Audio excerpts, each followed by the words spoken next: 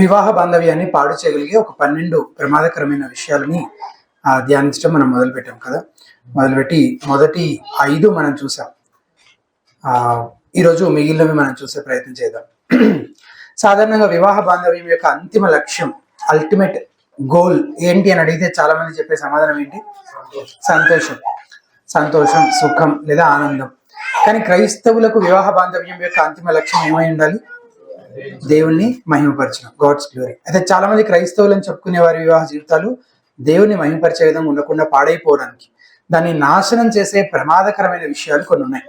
అవి ఏంటో తెలుసుకొని ఆ ప్రమాదాల విషయంలో మనం అప్రమత్తంగా ఉంటూ క్రీస్తు కేంద్రిత కుటుంబంగా కట్టబడుతూ దేవుని మహిమపరిచే కుటుంబంగా ఉండడానికి ఏం చేయాలో ఏం చేయకూడదు అనే ఒక 12 విషయాలు మనం మొదలు పెట్టాము. మొదటి 5 చూసాము. ఏంటవి? సంభాషణ సరిగ్గా ఉండకపోవడం, కమ్యూనికేషన్, పోర్ కమ్యూనికేషన్. తర్వాత కోపము మరియు దూషణ మాటలు. తర్వాత ద్వేషము, క్షమించలేనితనము. తర్వాత సెక్షువల్ ఇమ్మొరాలిటీ, జారత్వం. తర్వాత త్రాగడము, డ్రగ్స్ తీసుకోవడం, అట్లాంటివి అడిక్షన్స్ కానీ. ఇవి పోయినసారి మనం చూసాం. ఈరోజు మిగిలినవి కొనసాగిస్తున్నాము. 6వది, 6th స్వార్థం, సెల్ఫిష్నెస్. స్వార్థం ఇది అనేక రూపాలు ధరిస్తూ ఉంటుంది. పాపయుక్తమైన కోపానికి, పాపయుక్తమైన సిన్ఫుల్ యాంగర్ కి మూలం స్వార్థం అని నేను పోయినసారి చెప్పాను కదా. కోపం ఎందుకు వస్తుంది? మనకు కావాల్సినట్టు, మనకు నచ్చినట్టు, నేను అనుకున్నట్లు, నేను కోరుకున్నట్లు ఏదో జరగట్లేదు కాబట్టి నాకు కోపం వస్తుంది కదా. దేవుడు కోరుకున్నట్లు జరగకపోవడాన్ని బట్టి ఒకవేళ మనం కోప్పడాల్సి వచ్చి కోప్పడితే దాన్ని నీతియుక్తమైన కోపం అంటారు. నేను కోరుకున్నది, అది కూడా నా పాప సంబంధమైన లేదా లోక సంబంధమైన నా వ్యక్తిగత ఇష్టాలను బట్టి, నా కోరికలకి, నా ఇష్టానికి వ్యతిరేకంగా ఏదైనా జరగకపోతే కేవలం దాన్ని ఆ లోపల ఉన్న దాన్ని వెలిపుచ్చడం కొరకు నేను కనపరిస్తే, నా అసంతృప్తిని, అయిష్టాన్ని వెల్లడించడం కొరకు నేను ఒకవేళ కోపడితే అది పాపయుక్తమైన కోపం, సిన్ఫుల్ యాంగర్. అండ్ గర్వానికి మూలం కూడా స్వార్థమే అని చూసాం. పాపయుక్తమైన కోపానికి మూలం స్వార్థమే, అలాగే గర్వానికి కూడా మూలము స్వార్థమే. స్వార్థపరుడైన భర్త ఎంతసేపు తన గురించి ఆలోచించుకుంటాడు, తన భార్య అవసరాల గురించి అసలు పట్టించుకోడు. స్వార్థపరుడైన భార్య తన గురించి ఎంతసేపు దిగులు చెందుతూ ఉంటుంది. ఎందుకు? తన భర్త ఆలోచన ఏంటి, అతను ఏమనుకుంటున్నాడు అని ఆలోచించాలి. స్వార్థపరుడైన భర్త అతనికి కావాల్సినవన్నీ కొనుక్కుంటూ, అతనికి ఎక్కడికి వెళ్ళాలనిపిస్తే అక్కడికి వెళ్తూ, తిరుగుతూ, స్నేహితులతో ఎంత సమయం గడపాలనిపిస్తే అంత సమయం గడుపుతూ, తనకు నచ్చిన విధంగా బ్రతుకుతూ ఉంటాడు. కానీ భార్య ఏమో అలాంటి అవకాశం ఏమీ లేకుండా ఆమె త్యాగపూరితంగా ఇంటిని, పిల్లల్ని చూసుకోవాలని ఆశిస్తాడన్నమాట. అదేవిధంగా స్వార్థపరులైన భార్య కూడా చేస్తుంది. మార్టిన్ లాయిడ్ జోన్స్ అనే దైవజనుడు ఇలా అన్నాడు: వివాహ బాంధవ్యము విఫలమవ్వడానికి ఒక ప్రధాన కారణం స్వయం, సెల్ఫ్ లేదా స్వార్థము. వివాహ బాంధవ్యం ఫెయిల్ అవ్వడానికి, విఫలం అవ్వడానికి one of the major primary reasons ఏంటి? సెల్ఫిష్నెస్. అందుకే యేసుప్రభువు వారు ఏం చెప్పారు? లూకాసు వార్త 9:23 మరియు ఆయన అందరితో ఇట్లను, ఏమని? ఎవడైనను నన్ను వెంబడింపగోరిన ఎడల తన్ను తాను ఉపేక్షించుకొని ప్రతిదినము తన సిలువను ఎత్తుకుని నన్ను వెంబడించు. ఉపేక్షించుకోవడం, సెల్ఫ్ డినయల్. ఉపేక్షించుకోవడం అంటే నిన్ను నువ్వు కాదనుకోవడం, నీదేది లేదని అన్ని వదిలేసుకోవడం, విడిచిపెట్టడం. అండ్ 2 ప్రధాన ఆజ్ఞల్లో రెండవది మనకు తెలుసు కదా, నిన్ను వలె నీ పొరుగు అని ప్రేమింపవాలి. నీకు అత్యంత సమీపంగా ఉండే పొరుగు వారు ఎవరు? నీ భార్య లేదా నీ భర్త కదా. సో 2వ గొప్ప ఆజ్ఞకు మనం ఇదైతే చూపించాలన్నా ముందు ఎవరిని ప్రేమించాలి? ఎక్కడి నుంచి మొదలు పెట్టాలి? అది ఆ భార్య, భర్త లేదా తల్లిదండ్రులు, అక్కడి నుంచి మొదలు పెట్టాలన్నమాట. ఈ ఆజ్ఞకు విధేయత చూపించడం ఇంటి దగ్గర నుంచే మొదలవ్వాలి. నిన్ను నువ్వు ఎలా ప్రేమించుకుంటున్నావో నీ భార్యని లేదా నీ భర్తని, నీ తల్లిదండ్రులు కూడా అలాగే ప్రేమించాలి. అలా ప్రేమించాలి అంటే నీలో ఉన్న స్వార్థాన్ని నువ్వేం చేయాలి? విడిచిపెట్టాలి. అనుదినము దాన్ని చంపాలి. మనల్ని మనము నిజాయితీగా పరిశీలించుకోవడం కొరకు కొన్ని ప్రశ్నలు నేను వేస్తాను. వాటి వెలుగులో మనల్ని మనం పరిశీలించుకున్నాం.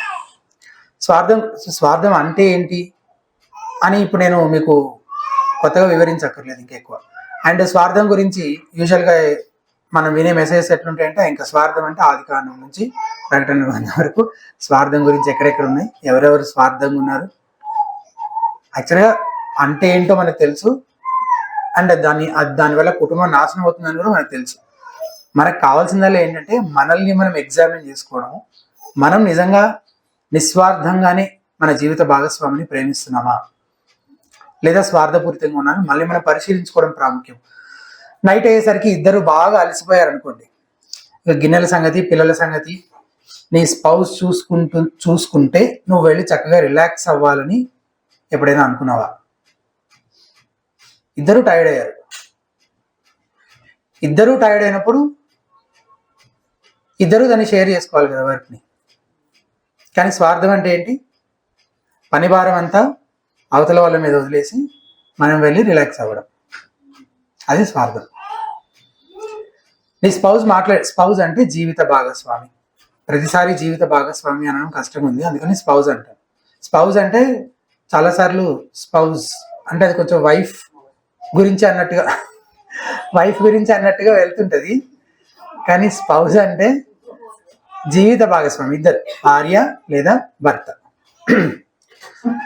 నీ స్పౌజ్ మాట్లాడేటప్పుడు శ్రద్ధగా వినడం కాకుండా వాళ్ళు ఏం చెప్పినా నువ్వు చెప్పాల్సింది ఆల్రెడీ ఫిక్స్ అయిపోయి ముందుగానే ప్రిపేర్డ్గా ఉండి నిర్లక్ష్యంగా వినడం అనమాట. కేర్ఫుల్గా శ్రద్ధగా వినకపోవడం. ఎందుకు? నీ ప్లాన్స్, నీ ఆలోచనలు, నీవన్నీ నువ్వు ఆల్రెడీ ఫిక్స్ అయిపోయావు. ఆమె ఏం చెప్పినా నువ్వు లేదా అతను ఏం చెప్పినా నువ్వు నీకు కావాల్సింది నీకు నచ్చింది నువ్వు చేయాలనుకుంటున్నావు బేసిక్గా. అందుకని నువ్వు వినడానికి కూడా ఇష్టపడవు అనమాట. అట్లా ఎన్నిసార్లు జరుగుతుంది మీ కాన్వర్సేషన్స్లో?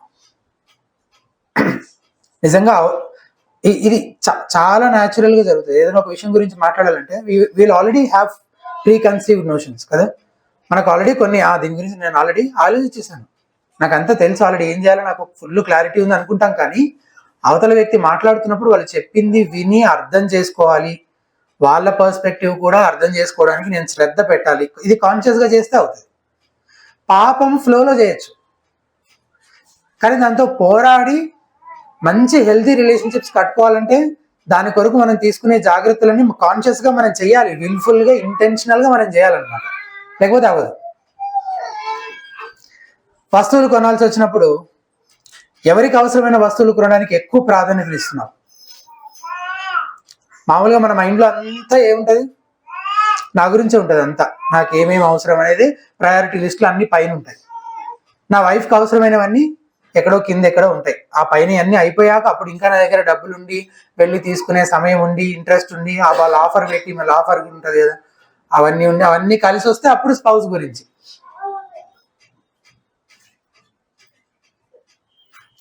ఒకసారి ఇట్లానే మంచి డెలిషియస్ మీల్ తింటా ఉన్నాం అనమాట. Just for as an illustration తింటూ ఉన్నాం. నా పక్కన ఇంకొక స్పీకర్ తింటున్నారు. చాలా విపరీతంగా నచ్చింది అనమాట మాకు ఆ డిష్. ఆ పేరు అవన్నీ చెప్పండి మిమ్మల్ని ఇబ్బంది పెట్టకుండా ఉండడం కోసం, కానీ విపరీతంగా నచ్చింది. నేనైతే ఇంకా నేను తినే విధానం చూస్తే చెప్పొచ్చు ఎవరైనా నాకు అది బాగా నచ్చిందని. వడ్డించే వాళ్ళు కూడా మళ్ళీ సారి వేసుకొని సార్ అని 2-3 సార్లు వేస్తున్నాను. నా పక్కనున్న ఆయన ఎదురాయనతో మాట్లాడుతున్నాను అనమాట. ఏంటి ఏంటి సేమ్ ఇదే డిష్ మన ఊర్లో మన ఇంటి దగ్గర మనం చేసుకోవాలంటే ఎట్లాంటి ఏర్పాట్లు చేసుకోవాలి, దానికి మార్గాలు ఏంటి అని మాట్లాడుకుంటూ ఆలోచిస్తూ మధ్యలో నన్ను అడిగారు, నువ్వేమంటావు విషయంగా? నేనేం ఆలోచిస్తున్నానంటే నా భార్యను ఎప్పుడెప్పుడు ఇక్కడికి తీసుకొచ్చి ఇది ఆమె చేతి కూడా తినిపించాలా అని నేను ఆలోచిస్తున్నాను. ఆమె తినలేదు, అయ్యో ఒక్కసారి కూడా ఆమె తినలేదు కదా, ఆమె కూడా ఒకసారి తింటే బాగుంటుంది ఇది అని నేను ఆలోచిస్తున్నాను.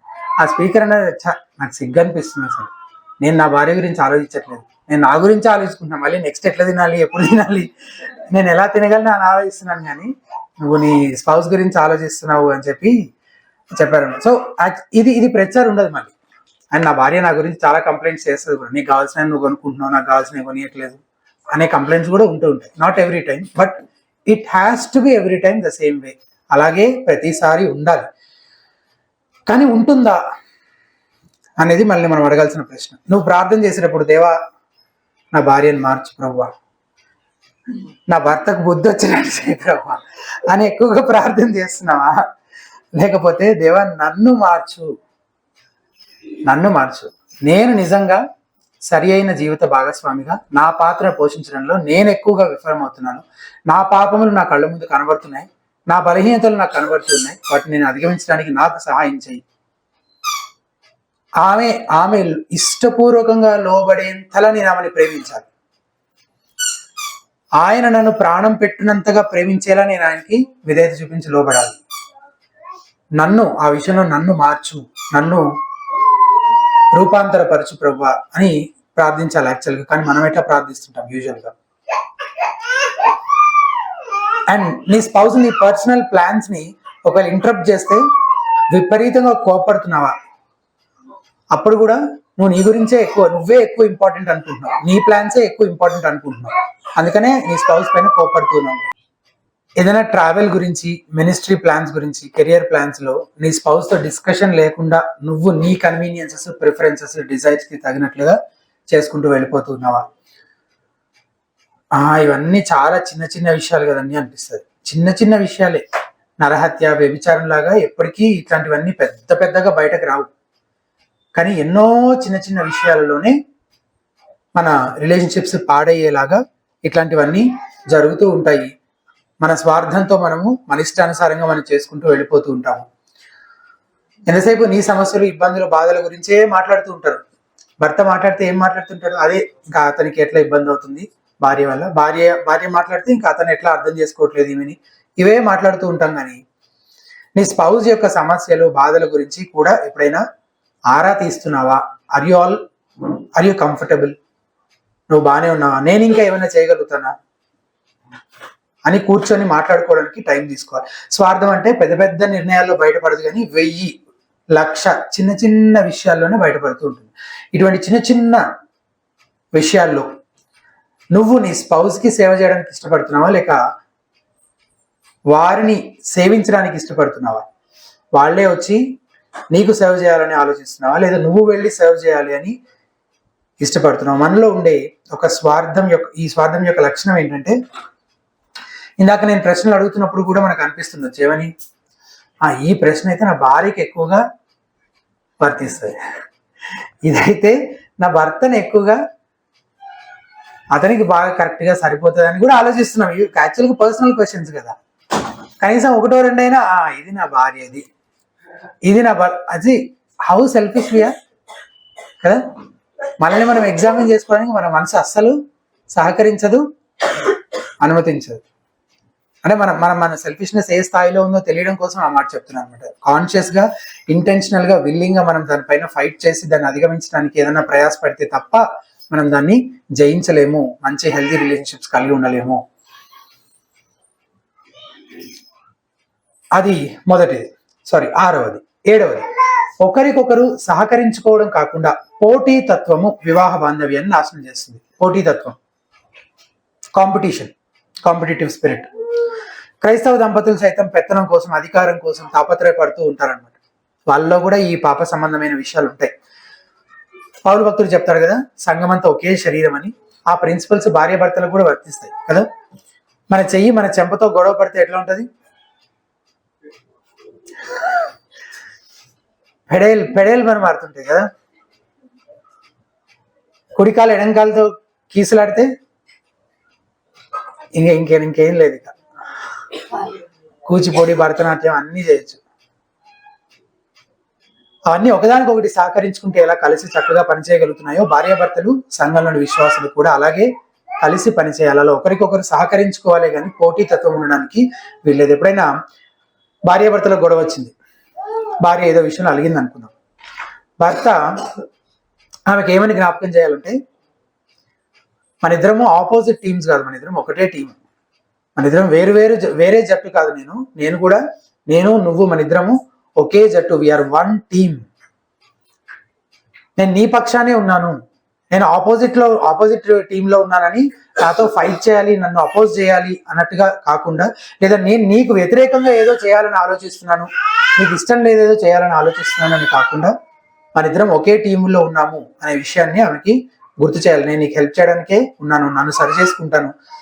ఒకవేళ ఏదైనా పొరపాటు చేస్తుంటే నాకు చెప్తే నన్ను నేను మార్చుకుంటాను. మన ఇద్దరం కలిసి ఏం చేస్తే బాగుంటుందో ఆలోచన చేద్దాము అని ఒకవేళ భర్త చెప్పగలిగితే, అప్పుడు అది రిస్టోర్ చేయబడుతుంది అనమాట. సిద్ధాంతపరమైన విషయాలు అయితే తప్ప, సత్యంతో రాజీ పడే పరిస్థితి అయితే తప్ప, అన్ని సంభాషణల్లో వాదనల్లో నేను గెలవాలి అనేది నీ లక్ష్యం అయి ఉండకూడదు. కానీ ఏమై ఉండాలి నీ లక్ష్యం? ఒకరికొకరు సహకరించుకోవడం ద్వారా దేవుని మహింపరిచేవారిగా ఉండాలి అనేది మీ లక్ష్యం అయి ఉండాలన్నమాట. ఎవరిలో పొరపాట్లున్నా అవి సరి చేసుకుంటూ, ఒకరికొకరు సహకరించుకుంటూ. పరిశీలించుకోవడం కోసం మళ్ళీ కొన్ని ప్రశ్నలు. రహస్యంగా ఎవరెక్కువ సంపాదిస్తున్నారు, ఎవరెక్కువ కష్టపడుతున్నారు అని అస్తమానం నిన్ను నీ స్పౌస్ తో కంపేర్ చేసుకుంటూ ఉన్నావా? అయితే ఇబ్బంది అవుతుంది ముందుకెళ్ళే కొద్దీ. అంటే నేను ఎక్కువ సంపాదిస్తున్నాను అని అస్తమానం ఆమెతో పోల్చుకోడు. లేదా నేను ఎక్కువ కష్టపడుతున్నాను, చాలాసార్లు వినబడుతూ ఉంటాయి, నువ్వేం చేస్తున్నావు, నేనైతే ఇంత పని చేస్తున్నాను చూడు, అంత పని చేస్తున్నావు, ఆమె ఇంత పని చేస్తుంది అనే కంపారిజన్ ఎందుకు వస్తుంది? అసలు చేయాల్సింది చేస్తున్నామా లేదా అని గురించి కదా మాట్లాడుకోవాలి. యాజ్ అ టీమ్ అందరూ లీడర్స్ కాదు కదా టీంలో. అందరూ బౌలింగ్ చేయరు, అందరూ బ్యాటింగ్ చేయరు. అప్పుడు ఖచ్చితంగా అందరి స్ట్రెంగ్స్ ఒకలాగా లేవు, అందరికి ఎబిలిటీస్ ఒకలాగా లేవు. అండ్ వేరు వేరు కారణాలు ఉంటాయి కదా, చాలా పనులు చేయకపోవడానికి చాలా కారణాలు ఉంటాయి. సో ఏదైనా జరగట్లేదు అని అంటే దాన్ని కలిసి ఎలా చేయగలుగుతామని కూర్చొని మాట్లాడుకోవాలా? లేకపోతే నేను ఇంత చేస్తున్నాను కాబట్టి నువ్వు కూడా ఇంత చేయాల్సిందే, ఎక్కడ రాస్తుంది అట్లాగని? ఇదిగో నేను ఇవన్నీ చేస్తున్నాను కాబట్టి నువ్వు ఇవన్నీ చేయాలని ఇక్కడ ఉందా? ఎక్కడ లేదు. ఏం జరగాలి, అది మన ఇద్దరం కలిసి ఎట్లా చేయగలుగుతాం యాజ్ ఎ టీమ్ అనేది మన ఆలోచన వైఖరి అయి ఉండాలి. కానీ బ్యాక్గ్రౌండ్ లో ఈ కంపారిజన్ నడుస్తుంటే అది కాన్వర్సేషన్ లో కూడా ఎప్పుడో ఒకసారి వస్తుంది బయటికి. ఆ కంపారిజన్, కాంపిటేటివ్ స్పిరిట్ ఉండకూడదు భార్యాభర్తల మధ్యలో. అండ్ నిన్ను అప్రిషియేట్ చేయడం కంటే ఎక్కువగా నీ స్పౌజ్ని ఎవరైనా అప్రిషియేట్ చేస్తుంటే అప్పుడు ఈర్ష్య పడుతున్నావా? ఇది కూడా ఉంటుంది. భార్యని లేదా భర్తను అవతల వాళ్ళు ఎక్కువ అప్రిషియేట్ చేస్తుంటే మనం సహించలేమన్నమాట. కానీ యాక్చువల్గా అది నన్నే అప్రిషియేట్ చేస్తున్నారు, నా కుటుంబాన్ని, నా వ్యక్తిని, నాలో సగ భాగాన్ని అనే ఆ మైండ్ సెట్, ఆలోచన ఎప్పుడు మనం కోల్పోకూడదు. We are one flesh. నువ్వు ఎక్కువ ప్రార్థన చేస్తావు, బైబిల్ చదువుతావు, పరిచర్య చేస్తుంటావు కాబట్టి ఆత్మీయంగా నా స్పౌస్ కంటే నేను గ్రేట్ అని కంపేర్ చేసి గర్విస్తూ ఉంటావు. అది కూడా కంపారిజన్తో వచ్చేది. పిల్లల ప్రేమ ఆప్యాయతల కోసం తల్లిదండ్రులుగా మీరు పోటీ పడుతున్నారా? లేక ఇద్దరు కలిసి ఒక టీమ్గా పేరెంటింగ్ చేస్తున్నారా? పిల్లల అటెన్షన్ అండ్ వాళ్ళ అఫెక్షన్ కోసం కూడా పోటీతత్వం ఉంటుంది. వాళ్ళ నాన్నకంటే నన్ను ఎక్కువ ప్రేమించాలని తల్లి అనుకోవడం, లేదా నన్ను ఎక్కువ ప్రేమించాలని తండ్రి అనుకోవడం. పిల్లల్ని క్రమశిక్షణ చేసేటప్పుడు నీ స్పౌజ్ని తక్కువ చేయడం ద్వారా నువ్వు బెటర్ పేరెంట్ అని చూపించుకోవడానికి తాపత్రయపడుతున్నావా? చాలాసార్లు స్పౌజ్ని మొత్తం తీసి పారేస్తారనమాట డిసిప్లిన్ చేసే క్రమంలో. Parent, one of the parents లేదా స్పౌజ్ యొక్క పొరపాట్లు ఏమైనా ఉండి, రాంగ్ సజెషన్స్ ఏమైనా ఉన్నా సరే అది వ్యక్తిగతంగా వాళ్ళని చెప్పాలి తప్ప పిల్లల ముందు వాళ్ళని తీసి పారేసినట్టు చేస్తే ఇండైరెక్ట్గా నువ్వేం చేస్తున్నావు, ఐఎమ్ బెటర్ పేరెంట్ అని చూపిస్తున్నావు పిల్లలకి. అట్లా కంపేర్ చేస్తూ ఒకళ్ళని తక్కువ చేసి నిన్ను నువ్వు బెటర్ పేరెంట్ గా చూపించుకోవాలని ప్రయత్నిస్తున్నావా? అస్తమానం నీ స్పౌజ్ యొక్క వీక్నెసెస్ ని నీ స్ట్రెంగ్స్ తో కంపేర్ చేస్తూ నేనే గ్రేట్ అని నువ్వు లోపల అనుకుంటూ ఉన్నా నీ ఫ్యామిలీ ఏమవుతుంది? డిస్ట్రాయ్ అయిపోవడానికి దారితీస్తుంది. వివాహ బాంధవ్యంలో పోటీతత్వం ఉంటే నేనే ముందుండాలి, నేనే కనబడాలి, నేనే గొప్ప, నేనే గెలవాలి అని కాకుండా యేసుప్రభు ఏమంటున్నాడు? మీలో అందరికంటే గొప్పవాడు మీకు పరిచారకుడై ఉండేవాళ్ళు. మ్యారేజ్ యొక్క one of the purposes, primary purposes ఏంటంటే to serve your spouse. To serve your spouse. చాలా విధాలుగా చేస్తాం ఈ పని, మనం చాలా విధాలుగా చేయొచ్చు. కానీ నేను ఒకసారి చాలా ఆశ్చర్యకరంగా ఒక బుక్ చదువుతున్నప్పుడు నేను చూసిన విషయం ఏంటంటే even one of the primary purposes of sex is also to serve your spouse. ప్రైమరీగా మనం సెల్ఫ్ గ్రాటిఫికేషన్ కోసం అని మనం అనుకుంటాం. నా శరీర కోరికలు నేను తృప్తిపరచుకోవడం కోసమే దేవుడు ఇచ్చాడని అనుకుంటాం. బట్ నో, అదొక్కటే కాదు, నీ స్పౌస్ కి పరిచర్య చేయడం కోసం. సో ఎంత ఫ్రీక్వెన్సీతో సెక్షువల్ రిలేషన్షిప్స్ లేదా ఆ సెక్షువల్ లైఫ్ ఎట్లా ఉండాలి, ఎట్లా కొనసాగాలి అనేది అంతా ఎప్పుడు ఎవరు డిసైడ్ చేయడానికి మనం విడిచిపెట్టాలి? స్పౌస్కి విడిచిపెట్టాలి. నీ స్పౌస్ యొక్క కన్వీనియన్స్, దాని ప్రకారమే ముందుకు వెళ్ళాలని ఆలోచన చేయాలి. ఎందుకు? One of the primary purpose is to serve your spouse కదా. It is not for your own self gratification. As part of serving your desires also will be satisfied. But నీ డిజైర్స్ సాటిస్ఫై చేసుకోవడం అనేది primary కాదు. So spouse యొక్క conveniences పట్టించుకోవడమే primary అన్నమాట. మీరు అందరికంటే గొప్పవాడు మీకు పరిచారకుడై ఉండవలను. సహోదర ప్రేమ విషయంలో ఒకడు అనురాగము గలవారై ఘనత విషయంలో ఒకరినొకడు గొప్పగా గొప్పగా ఎంచుకోవాలట. ఇది బిలీవర్స్ కి మధ్యలో వర్తించే విషయము భార్యాభర్తలకు కూడా వర్తిస్తుంది. ఒకరినొకరు గొప్పగా కంపేర్ చేసుకొని నేను గొప్ప కాదు, ఒకరినొకరు గొప్పగా ఎంచుకోవాలి అని పౌలు భక్తుడు చెప్తున్నాడు అనమాట. రోమన్స్ 12:10 అనుకుంటా ఈ వర్స్. 8వది, ఆర్థిక విషయాల్లో బాధ్యతారహితంగా వ్యవహరించడం, ఫినాన్షియల్ ఇర్రెస్పాన్సిబిలిటీ. వివాహ జీవితంలో చాలా ఎక్కువ గొడవలు, విడాకుల వరకు కూడా దారితీసే ప్రమాదం ఉన్న గొడవలు ఏంటంటే డబ్బులకు సంబంధించిన గొడవలు, ఫినాన్షియల్ థింగ్స్.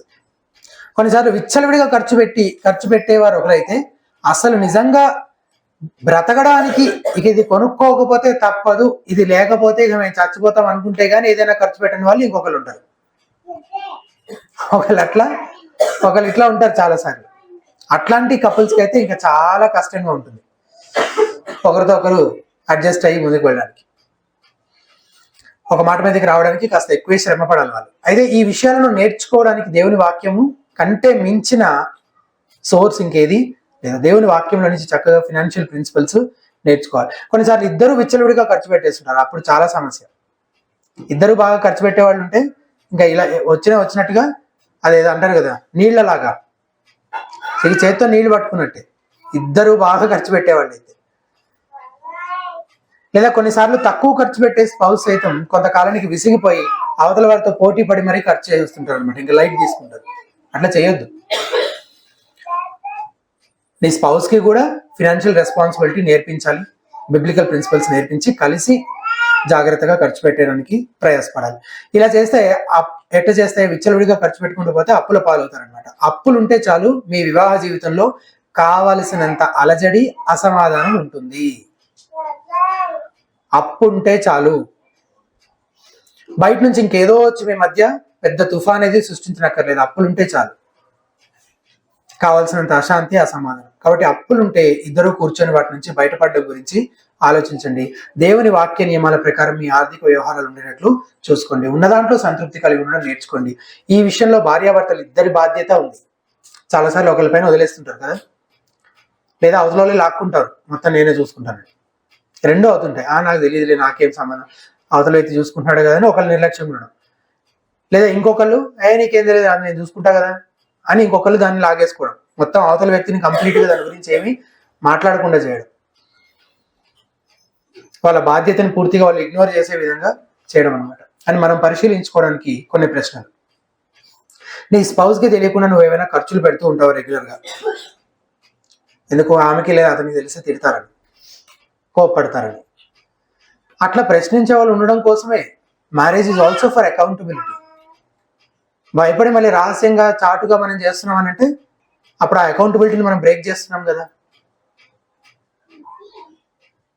అనవసరమైన వాటి కోసము లోన్స్ తీసుకోవడము, క్రెడిట్ కార్డ్స్ వాడడం లాంటివి చేస్తున్నారా?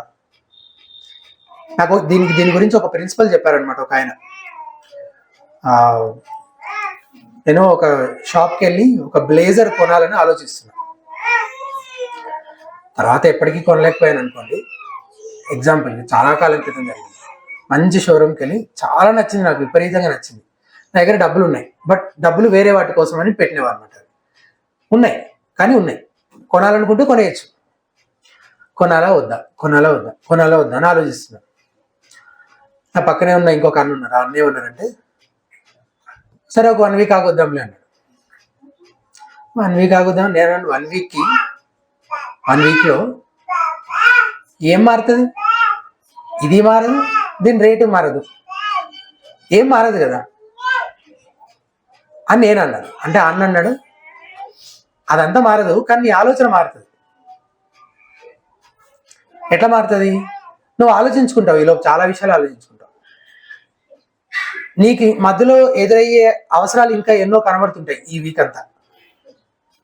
ఏమో నీ ప్రయారిటీ లిస్ట్ కింద పైకి పైకి కిందకి మూవ్ అవుతాయి. అప్పుడు ఇది ఎంత ప్రయారిటీగా అనిపించకపోవచ్చు నీకు. అంత ఈ 1 వీక్ తర్వాత కూడా if you still have the same desire and if you are still capable, అప్పుడు కనుక్కో. సో నిజంగా మనకు అవసరమా అనే ప్రశ్న వచ్చినప్పుడల్లా, నిజంగా అది మన ప్రాణాల మీదకి వచ్చిన విషయం కాకపోతే, it is good to wait. ఏది ఎక్కడికి వెళ్ళిపోదు. పలానది కొనుక్కోకపోతే మన ప్రపంచం ఏమి ఆగిపోదు కదా. It's always good to wait. అట్లానే బట్టలు కొనుక్కోవడానికి వెళ్ళి అట్లా పోస్ట్పోన్ చేయదులే, కానీ చెప్తున్నాను, ఏమైనా పెద్ద పెద్ద వస్తువులు కొనాలనుకున్నప్పుడు, పెద్ద పెద్ద ఖర్చులు పెట్టాలనుకున్నప్పుడు ఇట్ ఈస్ ఆల్వేస్ గుడ్. నిజంగా మనకు అవసరమా అనే ప్రశ్న వస్తే ఆగండి అంటున్నాను. చాలా స్ట్రెస్ఫుల్ గా అనిపిస్తుంది కాబట్టి అసలు ఆర్థిక విషయాల గురించి డిస్కషన్సే అవాయిడ్ చేస్తున్నారా? చేయొద్దు. ఖచ్చితంగా అడగాలి. నిర్లక్ష్యం చేయడానికి వీలేదు. నీ భర్తని లేదా నీ భార్యని పలానా డబ్బులు దేనికి ఖర్చు పెట్టావు అని అడగాలి.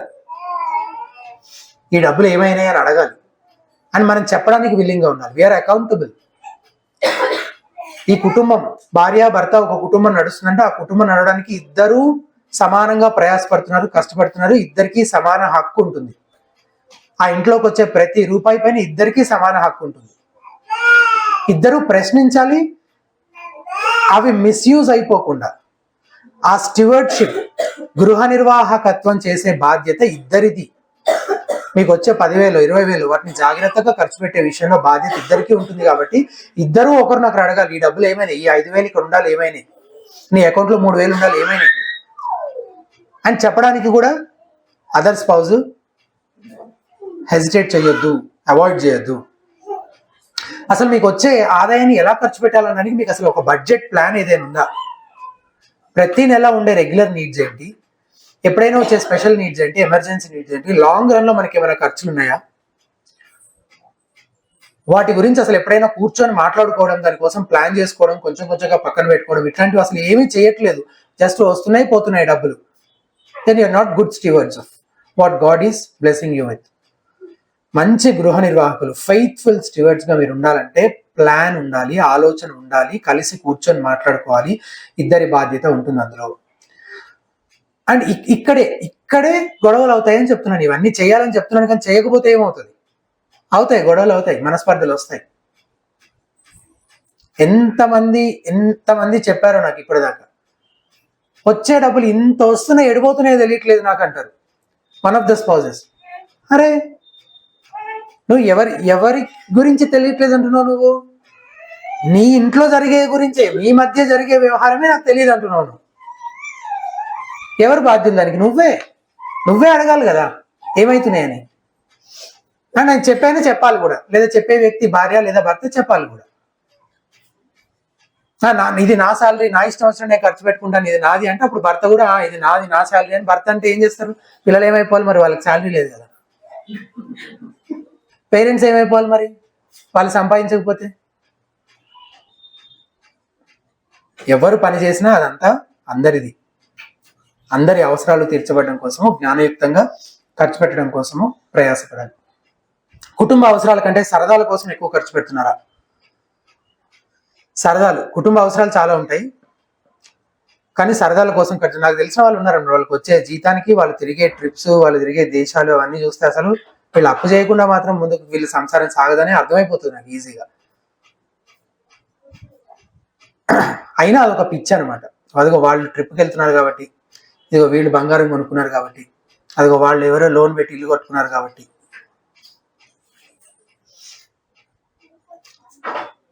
అవసరాలు ప్రాముఖ్యం.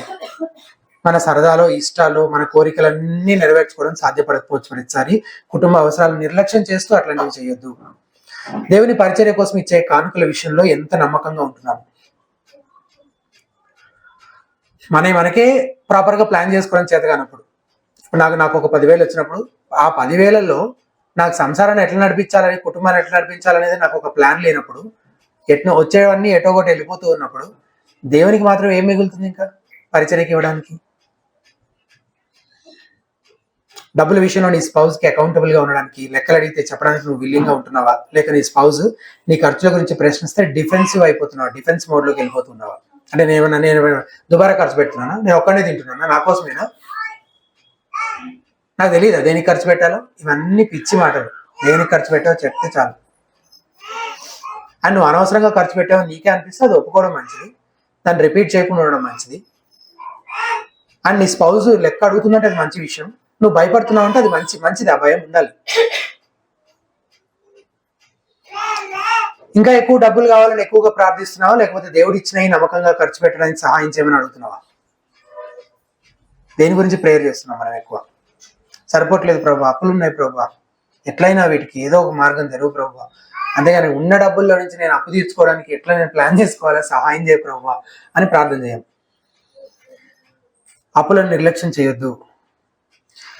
సామెతల గ్రంథం 21:5 Proverbs 21:5 శ్రద్ధ గల వారి యోచనలు లాభకరములు, తాలిమి లేక పని చేయువానికి నష్టమే ప్రార్థించును. శ్రద్ధ ఉంటే లాభకరములు, శ్రద్ధ కలిగిన వారి ఆలోచనలు లాభకరములు.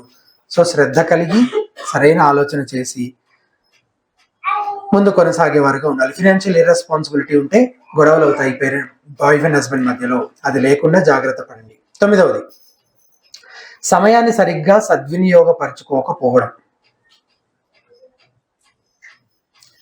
సమయాన్ని సరిగ్గా సద్వినియోగపరచుకోకపోవడం. పౌలు అంటాడు కదా ఏమని, మన జ్ఞానం గలవారం అయితే మన సమయాన్ని మనం జాగ్రత్తగా ఉపయోగించుకోవాలని. ఎఫ్ఎస్సీలకు రాసిన పత్రికలో కొంతమంది వర్కహాలిక్స్ ఉంటారు, విపరీతంగా వాళ్ళ సమయాన్ని అంతా వర్క్ కోసమే కేటాయించి తెగ కష్టపడుతుంటారు. ఎంత ఎక్కువ అంటే కుటుంబంతో గడపడానికి కూడా సమయమే ఉన్నంత ఓపిక అస్సలే మిగలనంతగా పనిచేస్తుంటారు. కొన్నిసార్లు కెరియర్ స్టార్టింగ్లో ప్రారంభంలో అప్పుడు ఎట్లుంటుంది, జాబ్ పోతుందేమో, ఖర్చులు ఎక్కువ ఉన్నాయి, ప్రమోషన్ రాదేమో, పై ఆఫీసర్లు చెప్పించి అంతా చేయకపోతే, ఇట్లా భయంతో ఇష్టం లేకపోయినా ఎక్స్ట్రా వర్క్ చేస్తూనో ఫ్యామిలీని నెగ్లెక్ట్ చేస్తూ వెళ్తూ ఉంటారు. తర్వాత హోదా పెరుగుతున్న కొద్దీ పని భారం కూడా పెరుగుతూ వెళ్తుంటుంది అనమాట. తర్వాత పిల్లలు వాళ్ళు పెరుగుతున్న కొద్దీ బాధ్యతలు కూడా పెరుగుతూ పోతుంటాయి. సో ఇవన్నీ బేసిక్గా మనం చెప్పే సాకులే తప్ప ఎప్పటికీ ఉండేవే, జీవితకాలం పాటు ఉండేవే. భార్య కొన్నిసార్లు పిల్లలు చూసుకుంటూ ఉంటుంది, లేకపోతే అమ్మమ్మల పైన, నాయనమ్మల పైన, తాతయ్యల పైన వదిలేస్తుంటారు. చాలా సమయం ఉద్యోగానికే పోతుంది. దాంతోపాటు వైఫ్ కూడా వర్క్ చేస్తుంది అనుకోండి, ఇక ఇద్దరు ఎన్నో పనులతో ఆక్యుపై అయిపోయి ఒకరితో ఒకరు సమయం గడపకపోతే అటువంటి సంబంధము నిలబడదు. బయట వాళ్ళు వస్తే మనం ఎట్లా కూర్చొని మాట్లాడతాం? ఇంటికి గెస్ట్లు వచ్చారు, నిన్ననే మా ఇంటికి గెస్ట్లు వచ్చారు, వాళ్ళని పట్టించుకోకుండా వాళ్ళని వదిలేసి మేమేదో మా పనుల్లో మేము చేసుకుంటా ఉన్నాం అనుకోండి, ఎలా ఉంటుంది అది? అంటే యాక్చువల్గా గెస్ట్లు ఎందుకు వచ్చారు? మాట్లాడడానికి, ప్రైమరీగా టైం స్పెండ్ చేయడానికి. సో వాళ్ళతో టైం స్పెండ్ చేయడం కోసం నేనేం చేస్తాను, ఒకవేళ నాకు ముందే తెలిస్తే ప్రిపేర్డ్గా ఉంటాను, ముందు తెలియకపోయినా అప్పటికప్పుడైనా సరే మిగిలిన పనులన్నీ పక్కన పెట్టుకొని కూర్చొని మాట్లాడతాను. మనకేమనిపిస్తుంది, రోజేం మాట్లాడుకుంటా కూర్చొని అదే పనిగా కూర్చొని మరి మాట్లాడుకోవాలా, దానికోసం కొంచెం టైం కేటాయించాలా అంటే కేటాయించాలి. యాక్చువల్లీ ఎంత ఎక్కువ మంచి కాన్వర్జేషన్స్ కోసం డిసిప్లిన్డ్గా టైం కేటాయిస్తే అంత తక్కువ మనస్పర్ధలు ఉంటాయి. కూర్చొని ఎంతమంది స్పౌజెస్ నిజంగా మీ స్పౌజ్ని ఈరోజు ఏం జరిగింది ఆఫీస్లో, హౌ వాజ్ యువర్ డే, ఇట్లా పలకరించుకొని ఆ డే అంతా ఎట్లా గడిచిందో, ఏం జరిగిందో కనుక్కొని ఆరాధీసి ఇదంతా చేయడానికి టైం తీసుకొని కూర్చునే వాళ్ళు ఎంతమంది? నేను ఎక్కడికైనా వస్తుంటేనే వెయిట్ చేస్తుంటుంది నా వైఫ్, నేను అన్ని కబుర్లన్నీ మోసుకొస్తుంటాను ఆమెకు చెప్పడానికి. అట్లా చెప్పి నాకు కూడా ఎట్లా అలవాటు అయిపోయిందంటే ఏదైనా జరిగితే ఇది వెళ్ళిన తర్వాత ఆమెకు చెప్పాలి. అది ఏం జరుగుతుందనే దాని గురించి ఆలోచించడం కంటే ఇట్లా జరిగిందని ఆమెకు చెప్పాలనే ఆలోచన వస్తుంది వెంటనే. ఇది గుర్తుపెట్టుకొని ఆమెకు చెప్పాలి. And usually wives keep waiting. Husbands తమ విషయంలో జరిగింది చెప్పాలని, వీళ్ళ విషయంలో జరిగేది వినాలని వైఫ్స్ ఎక్కువ ఎక్స్పెక్టేషన్ ఉంటుంది. సో అది మాట్లాడుకోవడం, దానికోసం టైం కేటాయించుకొని డిసిప్లిన్గా వినడం. యూజువల్గా యాజ్ ఏ హస్బెండ్ చెప్పడానికి అన్నిసార్లు మూడు ఇష్టము ఉండదన్నమాట. But you have to willingly consciously take time. దాన్ని ఒక అలవాటుగా, ఒక డిసిప్లిన్గా, ఒక మంచి హ్యాబిట్గా మార్చుకోవడము మంచి విషయం. ఎన్నో గంటలు మాట్లాడుకోనక్కర్లేదు, కనీసం ఒక 5-10 నిమిషాలైనా పడుకునే ముందు ఇద్దరు కూర్చొని పర్సనల్ టైం స్పెండ్ చేయడము మంచి విషయం. ఒకరితో ఒకరు సమయం గడపకపోతే అటువంటి సంబంధము నిలబడదు ఎక్కువ కాలము. సాతాను ఊరికే ఉంటాడా? పని చేసే చోటనో ఇంటి పక్కనో ఎవరినో చూపించి శోధిస్తూ ఉంటాడు అనమాట కదా. ఎవరో మంచి అమ్మాయి పరిచయం అవుతుంది, కొలీగ్, అతని పనిని మెచ్చుకుంటూ అతని భార్య అదృష్టవంతురాలను కూడా పొగుడుతూ ఉంటుంది అనమాట కదా. నీ భార్య ఎంత అదృష్టవంతురాలో, అతనితో చనువుగా ఉంటుంది. అతని భార్య ఎప్పుడూ అతనితో అట్లా మాట్లాడి ఉండకపోవచ్చు, అలా మాట్లాడుతుంది, అట్లా పట్టించుకుంటుంది, అట్లా కేర్ తీసుకుంటుంది అనమాట. భార్య పనిచేసే చోట ఎవరో అబ్బాయి ఆమెను పట్టించుకొని, ఆమె బాధలు అర్థం చేసుకొని, ఆమెకు ధైర్యం చెప్పి, ఆమెకి ఇంకా సమయం ఇస్తూ, కొంచెం సమయం దొరికిన ఆమె దగ్గరికి వెళ్ళి ముచ్చట పెడుతూ, ఆమె భర్త చేయాల్సినవన్నీ చేస్తూ ఆ గ్యాప్ ఫిల్ చేస్తూ ఉంటాడు అనమాట. ఇంకేముంది?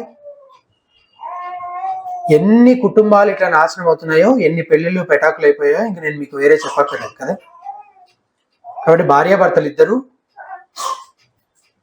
సమయం తీసుకోవాలి, ఒకరితో ఒకరు మాట్లాడుకోవడానికి, కలిసి ప్రార్థన చేయడానికి సమయం తీసుకోవాలి. ఇది చేయాల్సింది చేయరు. చాలాసార్లు ఏం చేస్తారు? అనుమానిస్తుంటారు. దాన్ని ఏదో అంటారు కదా, పోలీసింగ్ చేస్తుంటారు. వాళ్ళ ఫోన్లు చెక్ చేయడం, వాట్సాప్లు చెక్ చేయడం, వాళ్ళు ఎక్కడికి వెళ్తున్నారో కనిపెట్టడం, వాళ్ళు ఫాలో అవ్వడం. ఇది కాదు చేయాల్సింది. యాక్చువల్గా చేయాల్సింది చేస్తే ఇవన్నీ అవసరం లేదు. నువ్వు నిజంగా నమ్మకంగా ఆమెని ఇష్టపడి ప్రేమించి, ఆమె సర్వస్వంగా లేదా అతనే నీ సర్వస్వంగా, వాళ్ళకే నీ సమయము మొత్తం అంతా వెచ్చిస్తే, అవతల వ్యక్తి ఒకవేళ బిలీవర్ అయితే ఇంక ఇవంతా అవసరం లేదు. ఇంక ఇదంతా దీనికి అసలు స్కోప్ ఎక్కడుంది? వాడు భార్యాభర్తలు ఇద్దరు సమయం తీసుకోవాలి, ఒకరితో ఒకరు మాట్లాడుకోవడానికి, కలిసి ప్రార్థన చేయడానికి. అలా మీరు ఒకవేళ సమయాన్ని జ్ఞానయుక్తంగా వినియోగించుకోకపోతే, ఇట్లా సమయాన్ని జాగ్రత్తగా వినియోగించుకోవడం జ్ఞానం అంటున్నాడు పౌలు. దట్ ఈస్ వైజ్ అంటున్నాడు. లేకపోతే అది మీ వివాహ జీవితానికి ఒక పెను ప్రమాదం. పరిశీలించుకోవడానికి మళ్ళీ కొన్ని ప్రశ్నలు. నువ్వు నీ స్పౌస్తో గడపడం కంటే ఎక్కువ సమయం సోషల్ మీడియా, టీవీ, ఫోన్తో గడుపుతూ ఉన్నావా? ఎవరితో ఎక్కువ సమయం గడుపుతున్నావు?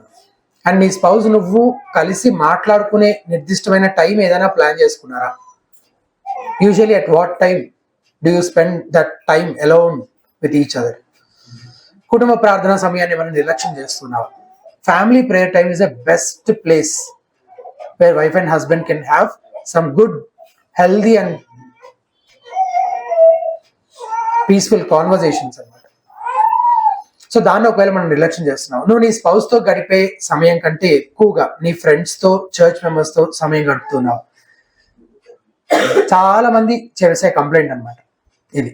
పలానా వాళ్ళతోటే ఎంతసేపు వాళ్ళ ధ్యాస, వాళ్ళ గురించే, ఇంక వాళ్ళతోనే మాట్లాడుతూ, వాళ్ళతోనే తిరుగుతూ. మనిషి ఇక్కడ ఉన్నాడు, మనిషి ఇక్కడ ఉంది అంతే. మనసు, ఆలోచనలు అన్నీ ఇంకెక్కడో ఎవరితోటో ఉన్నాయి అనేది కంప్లైంట్ చాలా మంది దగ్గర నుంచి వస్తుంది.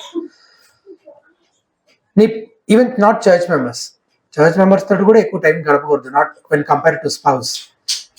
నీ పిల్లల్ని పట్టించుకునే క్రమంలో నీ స్పౌస్కి అస్సలు సమయం ఇవ్వకుండా పట్టించుకోవడం లేదా?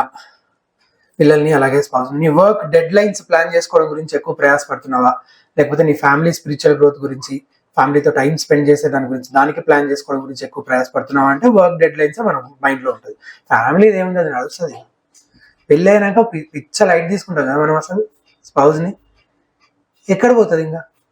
ఇంకెక్కడ పోతాడు? చేసుకున్నావా, అయిపోయాయి కదా. అదే వర్క్ డెడ్ లైన్స్ ఎంత భయపడతాం. ఆఫీస్లో వర్క్ ఉందంటే అది మైండ్లో ఉంటూనే ఉంటుంది కాదు, కానీ ఫ్యామిలీతో టైం స్పెండ్ చేయడానికి, ఫ్యామిలీ స్పిరిచువల్ గ్రోత్ గురించి కూడా ఇంకా ఎక్కువగా మనం ప్లాన్ చేయాలి ఇంటెన్షనల్గా మన టైంని. 10వది, wrong expectations, wrong goals and expectations. తప్పుడు ఆశలు, ఊహలు. వివాహానికి ముందు ఎన్నెన్నో ఆశలు, ఊహలు ఉంటాయి. వాటి గురించి మాట్లాడుకోకుండానే చాలా మంది పెళ్లి చేసుకుంటారు. అబ్బాయి అనుకుంటాడు నా భార్య చక్కగా ఇల్లు సర్ది పెడుతుంది, పిల్లల ఆలన పాలన చూసుకుంటూ ఇంటి పట్టునే ఉండాలి అని అబ్బాయి అనుకుంటాడు. కానీ అమ్మాయి ఏమో నా చదువు తగిన జాబ్ చేస్తూ కెరీర్లో నేను ఇంకా ఇంకా గ్రో అవ్వాలి, బాగా సంపాదించాలి అని ఆమె కలలు కంటుంటుంది. ఈయన వేరే లాంటి కలలు కంటున్నాడు, ఆమె వేరే లాంటి కలలు కంటుంది. పెళ్ళి అయింది. ఏమవుతుంది?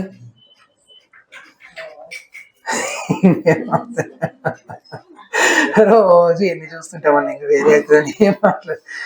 కొన్నిసార్లు అమ్మాయి అనుకుంటుంది నా భర్త బాగా సంపాదించాలి, చిన్న చిన్నగా అతను సంపాదించేంత పోగేసి మేము ఒక ఇల్లు కొనుక్కోవాలి, ఒక కారు కొనుక్కోవాలి, బంగారం కొనుక్కోవాలి, ఇట్లా ఆమె కలలు కంటుంటుంది. అబ్బాయి ఏమో మనం సింపుల్గా బతకాలి, తినడానికి మిగిలిన అవసరాన్ని మీట్ అయ్యి సంపాదనలో మిగిలినంతా మన పరిచర్యకి ఇచ్చేసేయాలి, మిషన్స్ కోసం ఇచ్చేసేయాలని భర్త అనుకుంటాడు. పెళ్ళి అవుతుంది. ఏం జరుగుతుంది? అసలు మ్యారేజ్లోకి ఎంటర్ అయ్యేటప్పుడే ఏమనుకుంటున్నారంటే నేను పెళ్లి చేసుకోబోయే ఆ వ్యక్తి వల్ల నేను సంతోషంగా ఉంటాను అని ఎక్స్పెక్ట్ చేస్తున్నారు. అదే తప్ప. అసలు if you are entering in to marriage for happiness, especially through your spouse, it is never going to happen as you expected. నువ్వు అనుకున్నట్లుగా ఏ బాధ ఇబ్బంది లేకుండా అంతా సాఫీగా సంతోషంగా ఉంటుంది ఎప్పటికీ అని అస్సలు అనుకోవద్దు. అలాంటి రాంగ్ ఎక్స్పెక్టేషన్, రాంగ్ గోల్స్. ఇప్పుడు నేను చెప్పిన గోల్స్ లో కూడా చాలా పొరపాట్లు ఉన్నాయి కదా. మొత్తంగా మిషన్స్కి ఇచ్చేయడం కరెక్టేనా? ఫ్యామిలీకి సేవింగ్స్ ఉంచుకోవాలి కదా. అసలు ఏమీ ఇవ్వకుండా మొత్తం పర్సనల్ గా బంగారము భూములు కొనుక్కోవడానికి ఖర్చు పెట్టడం మంచి విషయమేనా? అది కూడా కరెక్ట్ కాదు కదా. So wrong goals and expectations తోటి మ్యారేజ్ లోకి ఎంటర్ అవుతుంటారు. పెళ్లికి ముందు అన్ని మాట్లాడుకోవడం ఎవరికి సాధ్యం కాదు. కానీ పెళ్ళయిన తర్వాత ఇద్దరు కూర్చొని బిబ్లికల్ గోల్స్ సెట్ చేసుకోవాలి. నీ ఆలోచన వేరే ఉండొచ్చు, నా ఆలోచన వేరే ఉండొచ్చు, కానీ వాక్యం ఏం చెప్తుంది దీని గురించి? వాక్యానుసారంగా మనం ఏం చేస్తే బాగుంటుంది అని ఇద్దరు కలిసి ఆలోచన చేసి బిబ్లికల్ గోల్స్ సెట్ చేసుకోవాలి. రాంగ్ గోల్స్ చాలాసార్లు డిసప్పాయింట్మెంట్స్ కి, డిసగ్రిమెంట్స్ కి దారి తీస్తాయి. ఎందుకంటే వాళ్ళు అనుకున్నది అవ్వట్లేదు కదా. ఇప్పుడు భార్య లేదా భర్త కంటిన్యూస్ గా వాళ్ళకి కావాల్సింది ఏదో జరగట్లేదని కంటిన్యూస్ గా డిసప్పాయింట్మెంట్ లో ఉన్నారు. కూర్చొని వాళ్ళకి బిబ్లికల్ గా మన గోల్ ఇది కాదు, ఇది మన లక్ష్యం కాదు, మన లక్ష్యం ఏమై ఉండాలంటే వాక్యం ఇదిగో ఇట్లా చెప్తుంది అని టీచ్ చేయకపోతే, నేర్పించకపోతే ఆ డిసప్పాయింట్మెంట్స్ అలాగే కంటిన్యూ అవుతూ తర్వాత ఉండే కొద్ది వీళ్ళిద్దరి మధ్య దూరము ఏర్పడుతుంది. ఎందుకో ఇద్దరు ఒకే గురి వైపు పరిగెత్తాలి. ఒకళ్ళు ఒక దాని వైపు ఇంకొక దాని వైపు పరిగెడతా ఉంటే ఎడ్ల బండి రెండు వైపులు ఎట్లా పరిగెడుతుంది? పరిగెత్తలేదు కదా. They are tied together, they have to go together. అది సంతోషంగా వెళ్తామా లేదా ఒకళ్ళేమో ఏడుస్తూ నీరసంగా బలవంతంగా అయిష్టంగా పరిగెడతారా అనేది అది వాళ్ళిద్దరూ కూర్చొని మాట్లాడి వాళ్ళు ఎలాంటి గోల్స్ సెట్ చేసుకుంటున్నారనే దానిపైన ఆధారపడి ఉంటుంది. So having good biblical goals అనేది క్రూషియల్ అనమాట. మ్యారిటల్ సక్సెస్ కంటే కెరియర్ సక్సెస్ కి ఎక్కువ ప్రాధాన్యత ఇవ్వద్దు.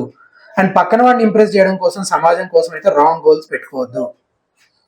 వాళ్ళు చేశారు కాబట్టి, వీళ్ళు చేశారు కాబట్టి మనం చేయాలని ఎక్కడా లేదు. కంటిన్యూస్ గా జరుగుతుంటుంది. మా ఫ్యామిలీలో అయితే కంటిన్యూస్ గా జరుగుతూనే ఉంటుంది. మా బంధువులందరి దగ్గర నుంచి వాళ్ళు ఎట్లా ఉన్నారు చూడు, వీళ్ళు ఎట్లున్నారు చూడు, వీళ్ళు ఏం చేశారు చూడు, ఇది వాళ్ళు అది కొనుక్కున్నారంట, వీళ్ళు ఇట్లా చేశారంట. కంటిన్యూస్ గా ఈ కంపారిజన్ చేస్తూ మా గోల్స్ నుంచి మేము పక్కకి వెళ్ళిపోయేలాగా శోధిస్తూ ఉంటారు అనమాట అందరూ. అది చేయొచ్చు కదా, ఇది అక్కడ ఇన్వెస్ట్ చేయొచ్చు కదా, వాళ్ళు ఎవరో చిట్టి వేస్తున్నారు వేయచ్చు. వాళ్ళెవరినో చూసి వాళ్ళ గోల్సే మన గోల్స్ చేసుకోవాల్సిన అవసరము లేదు. జాగ్రత్తగా ఉండాలి. తిమోతి భక్తుడికి పౌలు రాస్తూ అన్న మాటలు చదువుతున్నాను. మనం ఈ లోకములోనికి ఏమీ తెలియదు, దీనిలో నుంచి ఏమీ తీసుకొని పోము. కాగా అన్న వస్త్రములు గల వారై ఉండి వాటితో తృప్తి పొంది ఉండు. ఈరోజు అన్నం తిన్నాము, వస్త్రాలు ధరించుకోవడానికి బట్టలు ఉన్నాయి, తినడానికి నీడు ఉంది, దాంతో మనం తృప్తి చెందాలని చెప్తుంది వాక్యం. ఎంత ప్లెయిన్ గా ఉంది కదా. మన సాటిస్ఫాక్షన్, తృప్తి ఏముంటే మనం తృప్తి పడచ్చు, ఈ మూడు ఉంటే తృప్తి పడచ్చు. To live a satisfied life. ధనవంతులకు ఆపేక్షించు వారి శోధనలోను, ఉరిలోను, అవివేక యుక్తములైన హానికరములైన అనేక దురాశల్లోనూ పడుదురు. అట్టివి మనుషులను నష్టములను, నాశనములను ముంచివేయను. ఎందుకనగా ధనాపేక్ష సమస్తమైన కీడులకు మూలము. ధనం కాదు, ధనం కాదు, ధనాపేక్ష సమస్తమైన కీడులకు మూలము. కొందరు దానిని ఆశించి విశ్వాసం నుండి తొలగిపోయి నానా బాధలతో తమను తామే పొడుచుకొనిరి. సాటిస్ఫాక్షన్, తృప్తి కలిగి ఉండడం చాలా ప్రాముఖ్యమైన విషయం. చాలాసార్లు మనం ఉన్నదాన్ని చూడం, లేని దాన్ని బట్టి ఏడుస్తూ ఉంటాం అన్నమాట. నాకు అది లేదు, ఇది లేదు. మన ప్రేయర్స్ అన్నీ ఎట్లా ఉంటాయి? 80% ఏమో మన నీడ్స్ గురించి ఏడుస్తుంటాము, ఒక 20% ప్రారంభంలో చివరిలో దేవానికి వందనాలని చెప్తాం, అంతే కదా. మన బుద్ధి అంత ఉన్నది. ఇప్పుడు ఉన్నది ఏంటి? చాలా ఉంటాయి. మంచి ఆరోగ్యం ఉంది, ఇంట్లో బియ్యం ఉన్నాయి, పప్పులు ఉన్నాయి కదా, మన పిల్లలు హెల్తీగా ఉన్నారు, బ్యాంకులో కొంత బ్యాలెన్స్ ఉంది, ఇంకా వెనకాల తాతలు సంపాదించిన ఆస్తులు ఉన్నాయి. వీటన్నిటిని బట్టి ఎప్పుడైనా లిస్ట్ పెట్టుకొని మనం దేవుని స్తుతించినామా?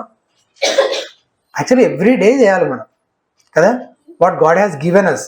దాంతో మొదలు పెడితే అది you are leading your heart to be satisfied in what God has already blessed you with. మనం ఏంటి, ఒక 2 మాటలు ఏవో దేవుని స్తుతిస్తాం. మనం ఎట్లా స్తుతిస్తాం? దేవునికి కృతజ్ఞతలు చెప్పమంటే, మనం కృతజ్ఞత చెప్పాలంటే నిజంగానే కృతజ్ఞత కూడిక పెట్టేంతది ఏదైనా జరగాలి మన జీవితంలో కదా.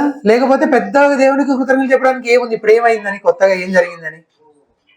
ఉన్నవి మనం అనుభవిస్తున్నవి నిజంగా మనం చూడకుండా అవి ఎంత గొప్పవైనప్పటికీ అవి మన కళ్ళకు కనబడకుండా మనం లేని దాని గురించి ఎంతసేపు ఏడుస్తున్నాం అంటే ఎంత దౌర్భాగ్యం కదా.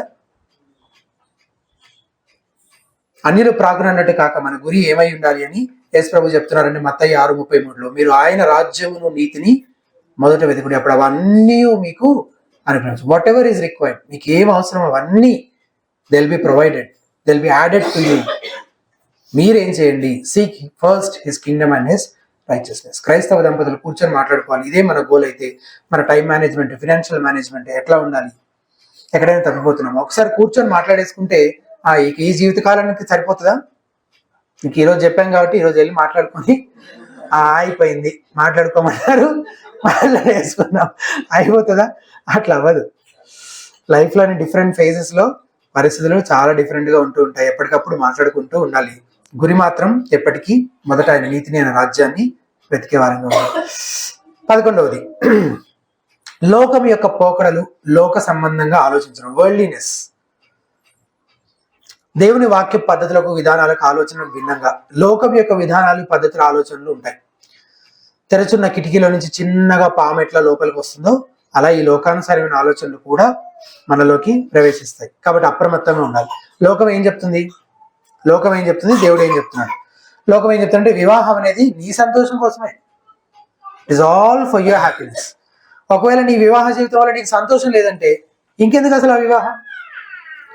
శుభ్రంగా విడాకులు ఇచ్చి పడేస్తే అయిపోతుంది. నీకేం కర్మ, నీకేం తక్కువ? అసలు నీకు కాలు బాలేదా, కన్ను బాలేదా? చక్కగా ఎవరితో అయితే సంతోషంగా ఉండగలవో అటువంటి వారిని చూసి పెళ్లి చేసుకోవచ్చు. ఈ మాటలు మీరు వినరు లేదు, నేను వింటాను, చాలా వింటుంటాను. దేవుడు ఏం చెప్తున్నాడు? మీ ఇద్దరి మధ్య సంబంధం క్రీస్తుని సంఘాన్ని పోలి ఉండాలి. ఇది ఈ జీవిత కాలం మటుకు మీరు చేసిన నిబంధన. విడాకులు నాకు హేయము, మీరిద్దరు కలిసి నన్ను మహింపరిచే విధంగా నిస్వార్థంగా ఒకరినొకరు ప్రేమిస్తూ ఒకరికొకరు పరిచర్య చేసుకునే కుటుంబంగా ఉండాలి అని దేవుడు చెప్తున్నాడు. లోకం ఏం చెప్తుంది? మెన్ రోల్, ఉమెన్ రోల్ అనేవి ఏమి లేవు ప్రత్యేకంగా. ఎవరికి ఇష్టం వచ్చినట్టు వాళ్ళు ఉండొచ్చు, ఎవరు ఏదైనా చేయొచ్చు, ఏమైనా చేసుకోవచ్చు అని చెప్తుంది. కానీ బైబిల్ ఏం చెప్తుంది? భర్త కుటుంబానికి నాయకుడు, కుటుంబాన్ని పోషించి సంరక్షించాలి అని. భార్యలు భర్తలను గౌరవించి వారికి లోబడి వారికి సహకరించే వారిగా ఉండాలని బైబిల్ చెప్తుంది. హౌస్ హస్బెండ్ తెలుసా మీకు? House husband just roles reverse చేయడం అంతే.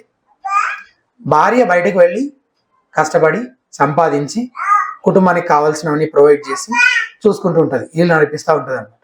హస్బెండ్ ఏం చేస్తారు? ఇంటి పట్టు నుండి పిల్లలు ముడి కడగడం, గిన్నెలు అదేంటి బోళ్ళు తోమడం, ఇల్లు ఊడవడము, అంతా శుభ్రం చేసి అవన్నీ చేయడం తప్పు కాదు. నేను చెప్పేది మీకు అర్థమవుతుంది అనుకున్నాను. Roles are completely reversed. కొన్నిసార్లు భార్య జీతం ఎక్కువ ఉంది కాబట్టి, ఇంకొన్నిసార్లు భర్త కూడా ఇంటి పట్టునే ఉండడం ఇష్టం కాబట్టి. అట్లాంటి వాళ్ళని ఏమంటారు మన ఊళ్ళలో? ఆడం కూడా అంటారు. పెళ్ళని సంపాదిస్తుంటే వీడు తిని కూర్చున్నాడు అంటే అది దాన్ని యాక్సెప్ట్ చేసే మైండ్ సెట్ ముందు నుంచి లేదు మన కల్చర్లో. And biblically also it is wrong. House husband అట్లా రోల్స్ రివర్స్ చేసి ఎవరికి మాకు ఇష్టం వచ్చింది మేము చేస్తాము, మాకు నచ్చినట్టుగా మా కుటుంబాన్ని ఎలా కావాలంటే అలా మేము నడిపించుకుంటామంటే కుదరదు. This is a general principal. అంతేగాని ఇప్పుడు భర్త హ్యాండిక్యాప్డ్ అయి ఉంటే మీరు అట్లా అంటారు అని నన్ను అడగదు. దట్స్ ఎ ఎక్సెప్షనల్ కేస్ కదా, దాని గురించి నేనేమనట్లేదు. లోకం ఏం చెప్తుంది? నీ హక్కుల కోసం పోరాడమని చెప్తుంది. బైబిల్ ఏం చెప్తుంది? ఫిలిప్పీ 2:3 నుంచి ఉన్న వచనాలు, ఇతరుల అవసరాలు ఏంటో పట్టించుకో, వాళ్ళ ఇష్టాలు తెలుసుకో, ఇతరుల అవసరాల గురించి కూడా ఆలోచించు అని బైబిల్ చెప్తుంది. లోకం చెప్తుంది లగ్జరియస్ గా బ్రతకడానికి కావాల్సినవన్నీ సమకూర్చుకుంటే మనం హ్యాపీగా ఉండొచ్చు అని లోకం చెప్తుంది. వస్తువులన్నీ ఉంటే సంతోషం ఉంటామా? మా ఇంటి నిండా కూడా బోల్డ్ వస్తువులు ఉన్నాయి, రోజు వాటిని చూసి సంతోషిస్తాం మేము. డబ్బులుంటే సంతోషం ఉంటుందా? అదొక పెద్ద అబద్ధం. డబ్బులుంటే మనుషులు ఉంటారా? ఉంటారు. డబ్బులుంటే మనుషులు ఉంటారు. మనుషుల కోసమే డబ్బులు కావాలనుకునే వాళ్ళు కూడా ఉన్నారు. యాక్చువల్గా వాళ్ళ మనసు డబ్బులపైనే, దానివల్ల వచ్చే సుఖము లగ్జరీ కోసమే. కానీ చెప్పడానికి ఇలా చెప్తారు ఏమని, మనుషులు వాళ్ళ నుంచి వచ్చే అటెన్షన్, చుట్టూ వాళ్ళు ఉండడం, వీళ్ళని కూడా పట్టించుకోవడం, ఇదంతా కూడా ఎక్స్పెక్ట్ చేసి కోరుకునే వాళ్ళు కూడా ఉంటారు అనమాట. కానీ దానికోసం ఇప్పుడు డబ్బులు ఉండాలి నా దగ్గర మనుషులు లేరు కాబట్టి. అసలు అట్లాంటి మనుషులు అవసరమా అంటారు. వాళ్ళు ఎందుకు వస్తున్నారు? డబ్బులు ఉన్నాయి కాబట్టి వస్తున్నారు. నేను ఎన్నిసార్లు చెప్తానో, చాలా మంది చెప్తుంటాను ఈ విషయం. నా దగ్గర ఏమీ లేనప్పుడు నాతో ఉన్నవాడే నిజంగా నా బంధువు, నాకు ఆత్మీయుడు. అండ్ నేను నా దగ్గర ఏం లేవనుకో, నేను సంతోషించాలి. నా చుట్టూ ఫేక్ పీపుల్ లేరు. ఏదో ఆశించి నాతో కలిసి ఉండాలనుకునే వాళ్ళు ఎవరు నా చుట్టూ ఉన్నారు కదా. So should be happy. ఇప్పుడు నాతో ఉన్న వాళ్ళందరూ నా ఆత్మీయులే. వాళ్ళు నా దగ్గర నుంచి ఏది ఆశించట్లేదు, ఏదో ఆశించి నా దగ్గరికి రావట్లేదు. నన్ను కావాలనుకున్నారు కాబట్టి వాళ్ళు నా దగ్గర ఉంటున్నారు, నాతో కలిసి ఈ రిలేషన్షిప్ లో కొనసాగుతున్నారు. అది నిజంగా సంతోషకరమైన విషయం. లగ్జరియస్ గా బ్రతకడానికి కావాల్సినవన్నీ సమకూర్చుకుంటే హ్యాపీగా ఉండొచ్చు అని లోకం చెప్తుంది. బైబిల్ ఏం చెప్తుంది? ఒక మనుషుడు లోకమంతా సంపాదించుకుని తన ప్రాణం పోగొట్టుకుంటే అతనికి ఏమి ప్రయోజనం? ప్రాణము అని తర్జుమా చేశారు కానీ it is about the soul, ఆత్మ. మన ఆత్మకు సంబంధించిన విషయాలు అంతకంటే ప్రాముఖ్యమైనవి. లోకానుసారమైన ఆలోచనలు, పద్ధతులు మీ వివాహాన్ని నాశనం చేయకుండా అప్రమత్తంగా ఉండండి. ఒక 2 డేంజర్స్ ఏంటంటే your friendships and your screen time. లోకానుసారమైన ఆలోచనలు, పద్ధతులు మనలోకి క్రీపిన్ అవ్వడానికి 2 విధానాలు ఏంటో, ఒకటి ఫ్రెండ్షిప్స్. లోకానుసారమైన స్నేహితులతోటి ఫ్రెండ్షిప్ చేస్తే మనకు కూడా అవే అలవాట్లు, అవే ఆలోచనలు, అవే బుద్ధులు వాళ్ళ నుంచి మనకు కూడా అంటుకుంటాయి అన్నమాట. So you should be careful about your friendships and your screen time. Social media, ఆన్లైన్లో ఇప్పుడు ఏవైతే సర్క్యులేట్ అవుతున్నాయో దాని ఇంపాక్ట్, ఇన్ఫ్లుయెన్స్ కూడా మన పైన చాలా ఎక్కువగా ఉంటుంది. సో ఆ 2 మాధ్యమాల ద్వారా నేను ఇందాక మొదట్లో చెప్పినట్టు పాము ఎట్లాగైతే కిటికీలో నుంచి ఎవరికి తెలియకుండా చిన్నగా లోపలికి వస్తుందో, అలా మనలోకి లోకానుసారమైన ఆలోచనలు, పద్ధతులు మనల్ని ప్రభావితం చేయకుండా, మనలో ప్రవేశించకుండా మనము అప్రమత్తంగా ఉండాలి. చివరిది 12వది, ప్రభు నుండి దూరంగా కొట్టుకుని పోవడం, వెనక్కి జారిపోవడం, drifting away from the Lord. వివాహం అనేది ఒక ట్రయాంగిల్ లాగా ఉండాలని మీరు ఇదివరకే వినుండొచ్చు కదా. ట్రయాంగిల్లో టిప్ ఎవరు? దేవుడు, గాడ్ కదా. భార్యాభర్తలు ఇద్దరు దేవుడికి ఎంత సమీపంగా వస్తూ ఉంటే వాళ్ళిద్దరూ ఒకరికొకరు అంతా దగ్గర అవుతుంటారు. వాళ్ళిద్దరు ఎక్కడ ఉన్నారు? 3 కార్నర్స్ లో, ఫస్ట్ ఒక కార్నర్ లో దేవుడు, పైన కింద ఉన్న 2 కార్నర్స్ లో వైఫ్ అండ్ హస్బెండ్ ఉన్నారు. ఇప్పుడు వీళ్ళిద్దరూ ఎంతసేపు ఎట్లా ట్రావెల్ చేయాలని చూస్తే, ఒకవేళ వాళ్ళిద్దరూ దేవుడికి వేరుగా దగ్గరికి రావాలని చూసారనుకో, అది కష్టం, అది అవ్వదు. కానీ అట్లా కాకుండా వీళ్ళిద్దరూ దేవునికి దగ్గరగా వెళ్ళాలని చూసారనుకో, అప్పుడు ఆటోమేటిక్ గా వాళ్ళిద్దరూ దగ్గర అవ్వడము సాధ్యపడుతుంది. ఈ డైరెక్ట్ రూట్ షార్ట్ కట్, కానీ ఇది without God it is not possible. ట్రయాంగిల్లో పాసిబులే, లైఫ్లో పాసిబుల్ కాదు. ట్రయాంగిల్లో మీట్ అవ్వచ్చు కదా, ఎందుకు ఈ దారిలోనే? డైరెక్ట్ రూట్ కూడా షార్ట్ కట్, చాలా ఈజీ, మనమే ఏదో ట్రై చేద్దామని చాలా మంది చాలా ప్రయత్నాలు చేశారు ఇప్పటి వరకు వితౌట్ గాడ్ కదా. ప్రయత్నాలు అంటే పుస్తకాలే రాశారు. వైఫ్ అండ్ హస్బెండ్ కలిసి ఒక హ్యాపీ అండ్ హెల్తీ రిలేషన్షిప్ ఎట్లా కలిగి ఉండొచ్చు అని ఎన్నో పుస్తకాలు రాశారు, సినిమాలు తీశారు, ఎన్నో ప్రయత్నాలు చాలా మంది చేసిన తర్వాత కూడా they have failed utterly without God కదా. సో ఈ షార్ట్ కట్ రూట్ ఈజీ అనిపిస్తుంది, but it is not possible. ఇద్దరు కలిసి దేవుని వైపుగా ప్రయాణం చేస్తుంటే వారిద్దరూ ఒకరికొకరు దగ్గర అవ్వడం అనేది సాధ్యపడుతుంది. అండ్ భార్యాభర్త ఇద్దరు దేవునికి దగ్గరగా వస్తూ ఉంటే, if they are moving towards God, అప్పుడు వాళ్ళు ఆత్మ ఫలాన్ని ఫలిస్తారు కదా. ఆత్మఫలాన్ని ఫలిస్తూ ఉన్న కొద్దీ వాళ్ళిద్దరు ఒకరికొకరు దగ్గర అవుతారు. అలా జరుగుతుంది. అది దేవుడి దగ్గరగా వస్తున్న కొద్దీ they'll bear fruit of the spirit. దాని ద్వారా వాళ్ళిద్దరు నిజంగా దగ్గర అవుతారు ఒకరికొకరు. ఆత్మఫలం ఒక నారింజ పండు అనుకుంటే అందులో ఒక్కోతన ఒక్కో విషయం అన్నమాట. ప్రేమ, సంతోషము, సమాధానము, దీర్ఘశాంతము, దయాళుత్వం, మంచితనం, విశ్వాసము, సాత్వికము, ఆశా నిగ్రహము. ఈ ఫలాన్ని మనం ఫలిస్తూ ఉంటే అప్పుడు నిజంగా భార్యాభర్తలు ఇద్దరు ఒకరితో ఒకరు సన్నిహితంగా సంతోషంగా ఉండగలుగుతారు. ఈ ఆత్మఫలం ఫలిస్తున్న కొద్దీ భార్యాభర్తల సంబంధం ఆ మాటకు వస్తే ఏ సంబంధమైన దేవునికి మహిమకరంగా వర్ధిల్లుతుంది, బలపడుతుంది. ఇంకోవైపు ఏమున్నాయి? ఆత్మఫలానికి ఆపోజిట్ లో శరీర కార్యాలు ఉన్నాయి. ఒక పక్క ఇది ఫలించాలి, ఇంకో పక్క దాన్ని అవాయిడ్ చేయాలి. ఏంటో శరీర కార్యం? స్పష్టములు అయినవి జారత్వం, అపవిత్రత, కాముకత్వం, విగ్రహారాధన, అభిచారం, ద్వేషములు, కలహము, మత్సరములు, క్రోధములు, భేదములు, విమతములు, అసూయలు, మత్తతలు, అలర్తో కూడిన ఆటపాటలు మొదలైనవి. ఇటువంటివన్నీ సంబంధాలను ఏం చేస్తాయి? పాడు చేస్తాయి, నాశనం చేస్తాయి. కాబట్టి ప్రభుతో మీ నడక ఎలా ఉందో పరిశీలించుకుందాం. అంటే ప్రభువుకు మనం దగ్గరగా వెళ్ళే ప్రయత్నం చేస్తున్నాం, వ్యక్తిగతంగా అలాగే కుటుంబంగా. దాని కొరకు మనం ఎట్లాంటి చర్యలు తీసుకుంటున్నాం? పోయిన సంవత్సరం కంటే ఈ సంవత్సరం ఆత్మీయంగా మనం ఎదుగుతున్నామా? నా భార్య దేవునికి దగ్గరగా వస్తుందా? నా భర్త దేవునికి దగ్గరగా రాగలుగుతున్నాడా? నా పరిస్థితి ఎట్లా ఉంది అనే దాని గురించి మనం ఎక్కువగా ఆలోచించాలి. ఈ ప్రమాదాలన్నిటి నుంచి తప్పించుకునే పరిష్కారము దేవుని వాక్యంలో నుంచి పౌలు ఇచ్చిన ఆజ్ఞను పోయినసారి మనం చదువుకున్నాం, ఇంకొకసారి చదువుకుందాం. ఎఫెసీయులకు రాసిన పత్రిక 5వ అధ్యాయం 15 నుంచి 17 వరకు ఉన్న వాక్య భాగం. 5th chapter 15 to 17 verses. దినములు చెడ్డవి గనక మీరు సమయమును పొనియక సద్వినియోగం చేసుకొనుచు అజ్ఞానుల వలె కాక జ్ఞానుల వలె నడుచుకున్నట్లు జాగ్రత్తగా చూచుకొనుడి. ఇందు నిమిత్తము మీరు అవివేకులు కాక ప్రభు యొక్క చిత్తం ఏమిటో గ్రహించుకొనుడి. ఎలా నడుచుకుంటున్నారో జాగ్రత్తగా చూసుకోండి అని చెప్తున్నాడు పౌలు కదా. అంటే ప్రమాదాల గురించిన అవగాహన ఉండాలి కదా. మరి నడిచే విషయంలో జాగ్రత్తగా ఉండాలంటే ప్రమాదాలు ఎక్కడున్నాయో తెలియాలి. మరి ఆయా పరిస్థితుల్లో మనం ఎలా నడుచుకోవాలో జ్ఞానం మనకి ఎవరు అనుగ్రహిస్తారట?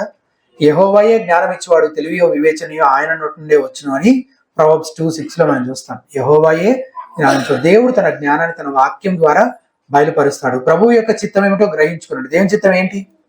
నువ్వు నీ కుటుంబమును సమస్త విషయంలో దేవుని ప్రీతిపరచాలి, మహిమపరచాలి అనేది దేవుని చిత్తం. When it comes to marriage, ఆయన వాక్యం ద్వారా నువ్వు ఆయనను తెలుసుకుంటున్న కొద్దీ వాటికి అనుగుణంగా నీ కుటుంబాన్ని కట్టుకోవడం ద్వారా ఇంకా ఇంకా ఎక్కువగా ఆయన్ని ప్రీతిపరచగలము, ఆయన్ని నిజంగా ప్రేమించే వారము అయి ఉంటాం. నీ ఆలోచనల దగ్గర నుంచి నీ చర్యల వరకు అన్నింట్లో నువ్వు పరిశుద్ధంగా జీవించాలి, తద్వారా దేవుణ్ణి మహింపరచాలనేది దేవుని చిత్తం. ఇట్లా దేవుని చిత్తం ఏమైంది? వ్యక్తిగతంగా దేవుని చిత్తం ఏంటి, కుటుంబంగా దేవుని చిత్తం ఏంటి అనేది మన వాక్యం చదువుతున్న కొద్దీ నేర్చుకుంటూ ఉంటాం.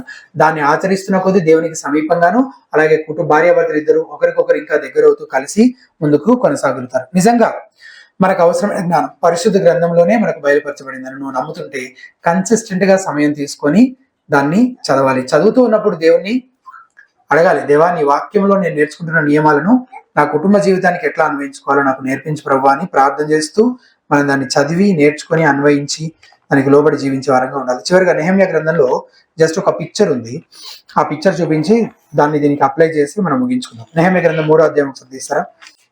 3వ అధ్యాయం 10వ వచనం, 10th verse ఏముంది అక్కడ? సందర్భం ఏంటి?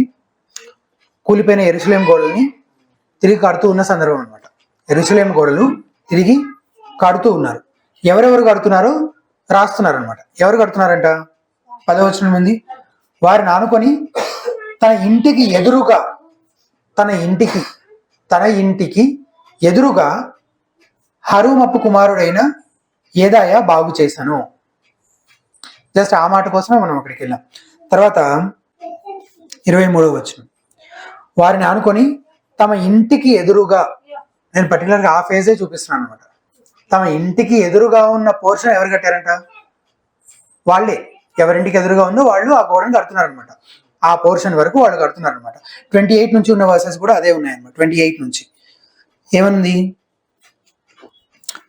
గుర్రపు గుమ్మమునకు పైగా యాజకులందరూ తమ ఇండ్లకు ఎదురుగా బాగు చేసిరి. వారిని అనుకుని తన ఇంటికి ఎదురుగా ఇమ్మేరు కుమారుడైన సాధుకు బాగు చేశాను, అతని ఆనుకొని తూర్పు ద్వారమును కాయు శకన్య కుమారుడైన శమన్య బాగు చేశాను. అతని ఆనుకొని శమన్య కుమారుడైన వాళ్ళు 6వ కుమారుడు మరి ఒక భాగమును బాగు చేయువారు అయిన. తర్వాత లాస్ట్ లో వారిని ఆనుకొని తన గదికి ఎదురుగా బెరెక్యా కుమారుడైన మెషుల్లాము బాగు చేశాను. సో ఈ గోడ ఎవరు బాగు చేస్తున్నారు? ఎవరు కడుతున్నారు? దాన్ని తిరిగి ఎవరు రిపేర్ చేస్తున్నారు? ఎవరింటికి ఎదురుగా ఉన్నది వాళ్ళు బాగు చేస్తున్నారు కదా. సో ఇప్పుడు this is just a picture, దాంట్లో నుంచి స్పిరిచువల్ గా నేనేం అప్లికేషన్ తీసుకోవట్లేదు, కానీ ఎవరి ఇంటికి ఎదురుగా వాళ్ళు ఆ గోడని బాగు చేస్తున్నారు. అట్లాగే వైఫ్ అండ్ హస్బెండ్ కి వాళ్ళ వివాహ బాంధవ్యాన్ని పాడు చేయగలిగే కొన్ని ప్రమాదకరమైన పరిస్థితుల గురించి నేను చెప్పాను. దానికి తీసుకోవాల్సిన జాగ్రత్తలు ఏంటో కూడా చెప్పాను. ఈ తీసుకునే జాగ్రత్తలు ఏంటంటే గోడ కట్టుకోవడమే చుట్టూ. టు ప్రొటెక్ట్ యువర్ ఫ్యామిలీ మనం ఏం చేయాలి? వైఫ్ అండ్ హస్బెండ్ వాళ్ళ చుట్టూ ఒక ప్రొటెక్టివ్ షీల్డ్ ఏర్పరచుకోవాలి, ఒక గోడ కట్టాలి కదా. ఎవరు కడతారు దాన్ని? ఎవరి బాధ్యత వాళ్ళు నిర్వర్తించడం ద్వారా ఇద్దరు కలిసి కట్టాల్సింది కదా. ఎలాగైతే ఈ నెహెమ్యా గ్రంథంలో మనం చూస్తున్నామో వాళ్ళ ఇంటి ఎదురుగా ఉన్న భాగాన్ని వాళ్ళు బాగు చేశారో, అట్లా నా బాధ్యత నేను సక్రమంగా నిర్వర్తించడం ద్వారా ఆ ప్రొటెక్టివ్ షీల్డ్ లో నా వంతు నేను కడతాను, నా స్పౌజ్ వంతు ఆమె లేదా అతను కడతారు. తద్వారా మీ వివాహ బాంధవ్యాన్ని మీరిద్దరు కలిసి భద్రపరచుకోగలుగుతారు ఆ ప్రమాదాలన్నింటి నుంచి. సో అట్లా మీ బాధ్యతల విషయంలో మీరు నమ్మకంగా ఫెయిత్ఫుల్ గా ఉంటూ మీ వివాహ జీవితాన్ని ఇట్లాంటి వాటి అన్నిటి నుంచి కాపాడుకొని దేవునికి మహిమకరంగా జీవించే కృప దేవుడు మనందరికీ అనుగ్రహించిన ప్రార్థన చేసుకుందాం. దయచేసి